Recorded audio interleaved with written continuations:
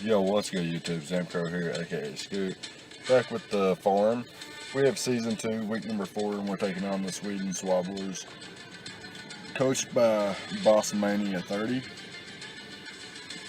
I'm completely unfamiliar with the guy, but I've watched some of his battles, and I'm fairly confident in the matchup and the coach to coach matchup and our matchup in general.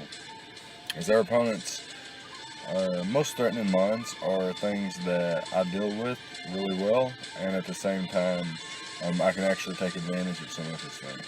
So, looking at his squad, he has Talonflame, Rotom Wash, Tapu Bulu, Pelipper, Mega Swampert, Hawlucha, Volcarona, Bronzong, Chansey, Weavile, Weezing, and Hoopa, where his captain is Talonflame, so he has to bring that to at least 6 matches.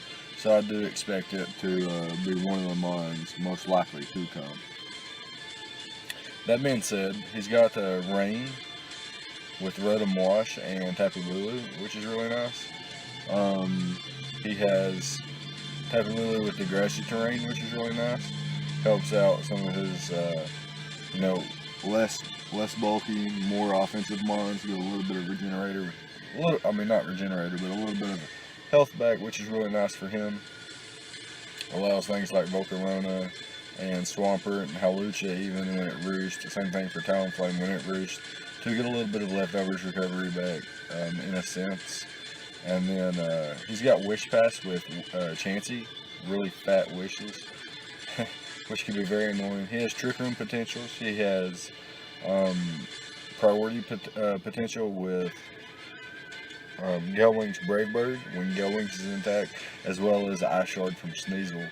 So yeah, could have different ways of trying to be fast. He does have the rain as well, so lots of different options for this team. So our team is Mega Alakazam, Celesteela, Hydreigon, Nidoqueen, Greninja, Comfey, Suicune, Decidueye, Oricorio, Mega Charizard X, and the Yanmega, where our captain is Mega Alakazam, so we're forced to bring it to 6 matches. So, and bringing it again, this will be, I believe, the third time I've brought it. So we're halfway there after this match to having it brought to at least 6 of our matches. And we've brought it for this match. We have a taunt variant with Psyshock. And I believe our last move was Hidden Power Fighting, so that I could hit Bronzong and Sneasel for at least neutral damage. And Recover being our last move, so that we can recover up on things like Chansey. Taunt, Recover, Psyshock beats Chansey 1v1, so that's pretty nice. Next up we have Hydreigon, where we have Taunt and Roost, as well as Dark Pulse and Flamethrower with the Fire EMZ for the Inferno Overdrive to blow back the Tapu Bulu. Hopefully we can catch our opponent off guard. That's the idea, catch him off guard and blow him back. Next up we have Nidoqueen, which is a taunt variant with Stealth Rocks, Sludge Wave, and Earth Power. Hits his entire team for at least neutral damage outside of Weezing, I guess a Levitate Bronzong, which the rest of my team deals with pretty well. Speaking of which, we have Greninja, which is a Choice Scarf variant with U-Turn, Rock Slide. These are our 2 main forms of, not 2 main forms, but 2 most important attacks, as U-Turn gives us momentum, switch initiative, and things like that, as well as Rock Slide giving us a way to always revenge kill a Quiver Dance Volcarona, which is really nice for us. Allows us to prevent that thing from sweeping us and becoming a huge issue. We don't want that to happen necessarily. So, that being said, our next Pokemon, well, our last 2 moves on Greninja first, I suppose. We have Gunk Shot, so that we can blow past through the Bulu, and Hydro Pump as our last move, so that we can blow through everything else on his squad. And does the most damage to Mega Swampert in the rain outside of Grass Knot, so that's really nice. Next up we have Suicune. So as you can see, our team deals with Swampert in the rain pretty well. Deals with Bulu decently well, and Hawlucha, Talonflame, Volcarona decently well. So we've got the Suicune here, which is going to be a Scald variant with Toxic and Substitute. And I believe our last move is Protect. So that we can just kind of be annoying to his team. We are speedy as well, so that we can outpace things like Bulu and Rotom Wash, catch them off guard. And Oricorio is going to be our last one. Closer, we have a little bit of speed investment, but we're closer to being physically defensive than anything. Semi-check to Hawlucha, can semi-check Bulu as well, and Talonflame. So a really nice mon overall. And we do have Taunt on Mint as well. Taunt, Roost, Revelation Dance, and Air Slash. Pretty much can 1v1 his entire squad outside of boosted mons, which is really nice. So yeah, it's going to be the prep, and we can go ahead and hop into the battle now and see how things went. Alright, so here we are with the replay. My opponent chooses to bring the Talonflame, Rotom Wash, Tapu Bulu, Volcarona, Chansey, and Hawlucha. So immediately I noticed how good that my Oricorio looks. Kind of like matches up well against, like I have a type advantage against 3 of his Pokemon, and nothing he has a type advantage against me. So that is really good. I noticed that right off the bat. And I noticed that if he wants to remove hazards, he has to have Defog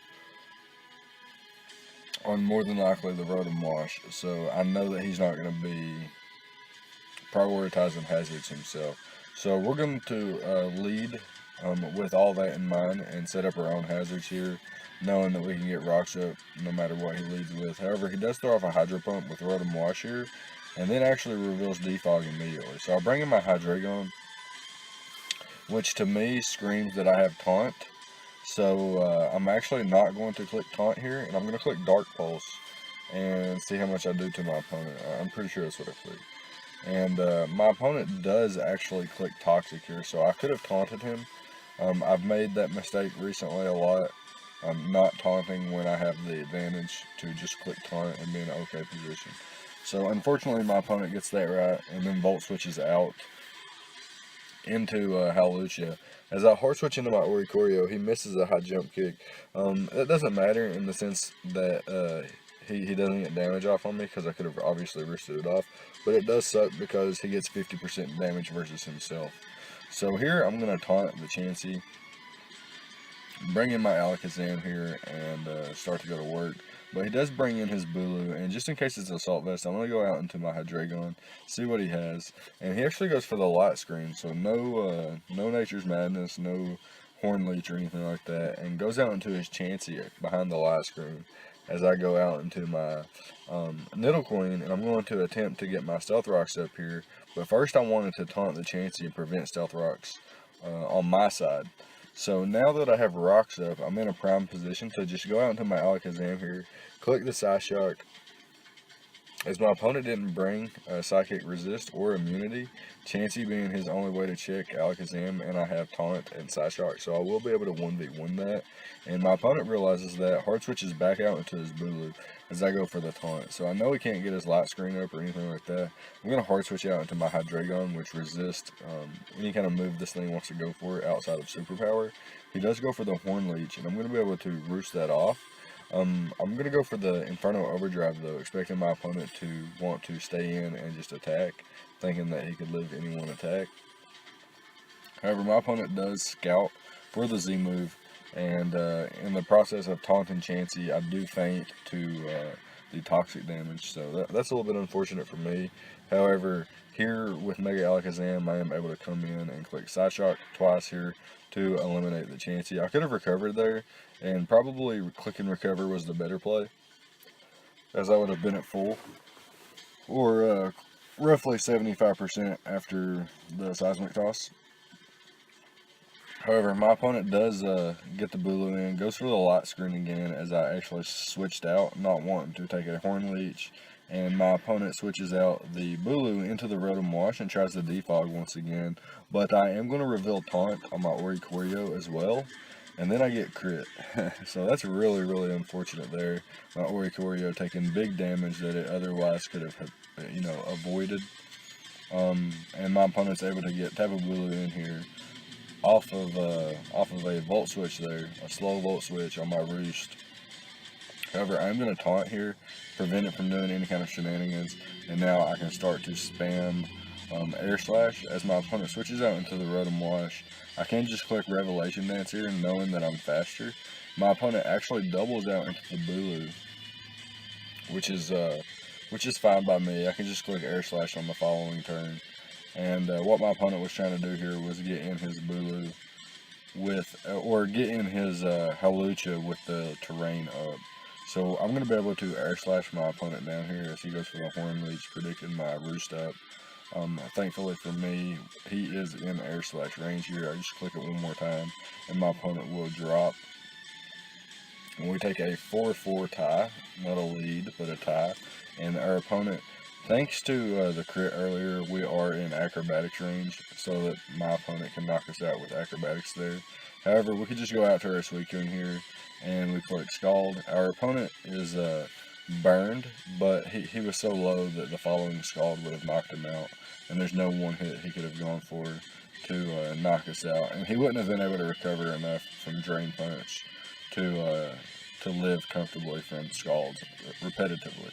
And I am faster than this Rotom Wash, so thankfully I am going to be able to keep my rocks up, and this Volcarona should not be a problem, as I can hard switch out into my Greninja.